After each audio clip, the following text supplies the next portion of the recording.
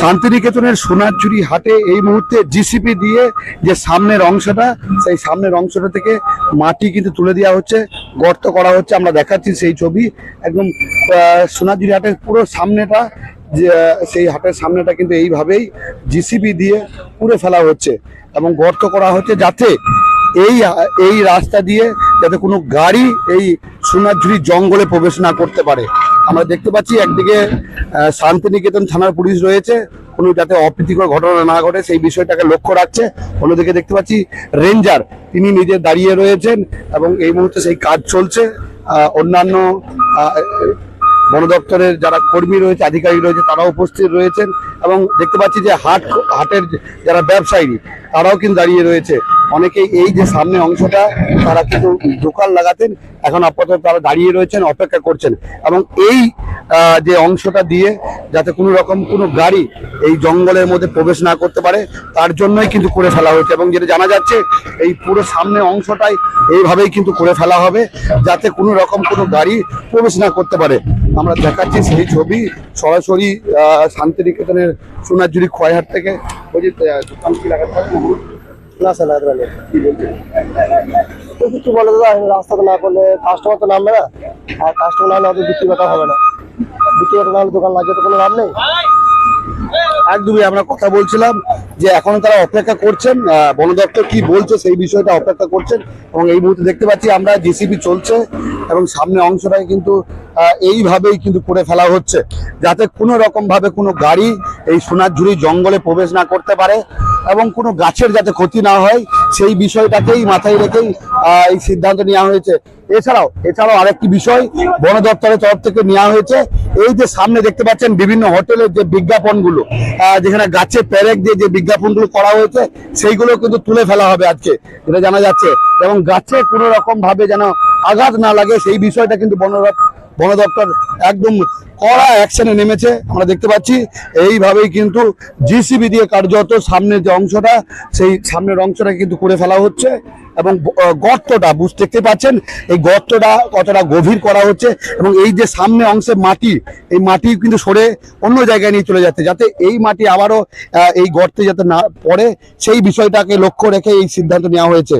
এবং সব থেকে গুরুত্বপূর্ণ বিষয়, এই যে গাছের বিভিন্ন জায়গাতে পেরেক দিয়ে বিভিন্ন হোটেলের যে বিজ্ঞাপনগুলো সাজানো রয়েছে সেই বিজ্ঞাপনও আজকে কিন্তু সরিয়ে ফেলা হবে। এবং কার্যত বলাই চলে যে বন দপ্তরের আধিকারিক থেকে রেঞ্জার কিন্তু অ্যাকশন মোডে নেমেছে সকাল থেকে, এবং যাতে কোনো রকম ভাবে জঙ্গল গাছে কোনো রকম আঘাত না লাগে সেই বিষয়টা নিয়েই কিন্তু তারা রীতিমতো সকাল থেকেই জিসিপি নিয়ে একদম মাঠে নেমেছে। আমরা দেখতে পাচ্ছি এখানে রেঞ্জার তিনি দাঁড়িয়ে রয়েছেন, শান্তিনিকেতন থানার পুলিশ রয়েছে এবং আমরা দেখতে পাচ্ছি প্রচুর ব্যবসায়ী তারাও দাঁড়িয়ে রয়েছেন, যারা ঠিক এই যে সামনে অংশটা দুটো একটা দোকান লাগায় তারা অপেক্ষা করছেন দোকানের জন্য। এবং আমরা যদি ঘুরিয়ে একবার ছবিটা পুরোটা দেখানোর চেষ্টা করি, পুরো সামনের অংশটা এইভাবেই কিন্তু জিসিবি দিয়ে গর্ত করা হচ্ছে, যাতে কোনো রকম ভাবে, বারবার একটা কথা বলে রাখছি যে কোনো রকম ভাবে যাতে গাড়ি প্রবেশ না করতে পারে এই জঙ্গলে।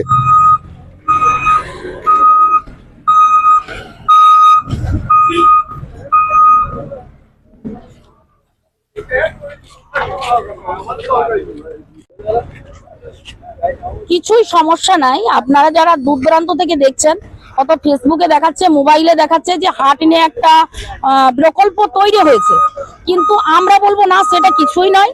কারণ আমরা যেখানে হাটে বসি সেটা দলীয় সম্পত্তি হয়তো তো কাউরি নয়, ফরেস্ট ডিপার্টমেন্টের জায়গা। ফরেস্ট ডিপার্টমেন্টে আমাদেরকে মানে সত্যি করেই ভালোবাসে, যেহেতু আমরা গরিব মানুষ, ওনারা আমাদের পাশে আছে আর ওনাদের পাশেও আমরা থাকছি। কারণ ব্যাপার হচ্ছে রাস্তাটা কাটছে এই কারণেই যে এখানে হয়তো বড় বড় গাড়ি টাড়ি ঢুকছে, ফাঁকা জায়গা পেয়েছে, বড় গাড়িগুলো ঢুকে যাচ্ছে, তাই যেভাবে ফাঁকা না থাকে অতএব আমাদের গাছপালা লাগানোর জন্য একটা ব্যবস্থা। তাই আমরা আগামী দিনে আমরা গাছ লাগাবো যেন একদমই রেডি, যেহেতু জলটা হচ্ছে না, একবার জল হলে আমরা 2 থেকে 2,500 পিস আমাদের অলরেডি গাছ কেনাই রয়েছে। গাছ আমরা তো লাগাবোই, আমাদের পরিবেশকে বাঁচানো, পরিবেশকে রক্ষা করার দায়িত্ব শিল্পীদের। এবং কারণ ব্যাপার হচ্ছে আমরা শিল্পী, এখানকার হাটটা কিন্তু দেখুন অনেক জায়গাতে কিন্তু বড় বড় শোরুম আছে, গোডাউন আছে, সবই আছে, হয়েছে, কিন্তু মানুষ কেন এখানকে আসে? একটা প্রকৃতি শান্তিনিকেতনের ঐতিহ্যটাকে তুলে ধরেছি আমরা। কারণ ব্যাপার হচ্ছে আমাদের এখানে যে জিনিসগুলো রয়েছে সেগুলো হলো শান্তিনিকেতনে ফেমাস, এবং শান্তিনিকেতনে ঐতিহ্য নিয়ে বিজনেস করছি আমরা। তবে আমরা যে বিজনেস করি বলে যে একদমই মানে কি বলবো যে খুব মানে সমিতি লাভে, খুব কম লাভের মধ্যে ব্যবসা করি। কারণ এখানে আমরা গ্রামের মানুষরা কিন্তু খেটে খাওয়া মানুষ, সবাই কিন্তু হয়তো 300 টাকা, 250 টাকা, 200 টাকা লিভারের কাজ করে।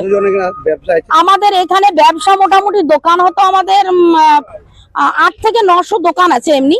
আর আমাদের এখানটা হাটটাতে কিন্তু করে রেখেছে পুরো শান্তিনিকেতনটা। শান্তিনিকেতনে মনে করুন ধরুন মোটামুটি 50 কিলোমিটার আওতে রয়েছে সোনাঝুরি হাট। 50 কিলোমিটার আওতের লোক এখানে করে খাচ্ছে, মোটামুটি 3 থেকে 4 হাজার লোক করে খায়। তার কারণ হচ্ছে এখানে চা বালা থেকে আরম্ভ করে চা বিক্রি করে যারা, তাদেরও 200 টাকা হয়। হয়তো কেউ টোটো চালাচ্ছে, তারও 2 টাকা হচ্ছে। কেউ হয়তো রস বিক্রি করছে, তারও 2 টাকা হচ্ছে। এবার আমার শান্তিনিকেতন হচ্ছে কোনো বড় শিল্প নাই, এখানে কোনো কারখানা নাই। অতএব শান্তিনিকেতন তো সবাই জানেন, রবীন্দ্রনাথ এই জায়গাটায় এসেছিল বলে শান্তিনিকেতনের মানুষ। এই যে গর্তটা করছে অসুবিধা, এতে আমাদের কিছুই অসুবিধা নাই। রবীন্দ্রনাথের স্মৃতি নিয়ে শান্তিনিকেতন বেঁচে আছে, এবং শান্তিনিকেতন যে মানে হাইফাই এলাকা সেটা নয়। আমাদের শান্তিনিকেতন গরিব এলাকা, খেটে খাওয়া মানুষ, আমাদের বেকার মানুষ, শিক্ষা কম, চাকরির যোগ্যতা কম। অতএব আমাদের ছেলেরা কোথায় যাবে? বেকার ছেলেরা এখানে করে খাচ্ছে। তাই ফরেস্ট ডিপার্টমেন্টের অফিসার আমাদেরকে হেল্প করে, আমাদের কথা মাথায় রেখে আমাদের কোনো ক্ষতি ওনারা করবেন না। রাস্তাটা কাটছে কারণ গাড়িগুলো ঢুকছে, ঠিক আছে, আমাদের তো অলরেডি গাড়ি পার্কিং রয়েছে। গাড়ি যাতে বড় গাড়ি না ঢুকতে পারে তার ব্যবস্থা আমরা নিজেরাই দেখব। ওনাদের কথা আমরা বাধ্যতামূলক, যেটা বলবে সেটাই ওনাদের কথা আমরা বাধ্যতামূলক রাখবো। আর পরিবেশকে খুব সুন্দর। এটা তো হঠাৎ করে এনারা করছেন, সেটা আমরা বুঝতে পারিনি। এটা আমাদের সঙ্গে একটু আলোচনা করে ওনারা যদি করতেন তাহলে খুব ভালো হতো। ওনারা আমাদেরকে কোনো না জানিয়ে আজকে হঠাৎ করে বুলডোজার নিয়ে এসে এইভাবে বুলডোজার চালানোটা আমার মতে বলে ঠিক হয়নি। মানে এটা আমাদের সঙ্গে একটু আলোচনা করে করতে পারতো।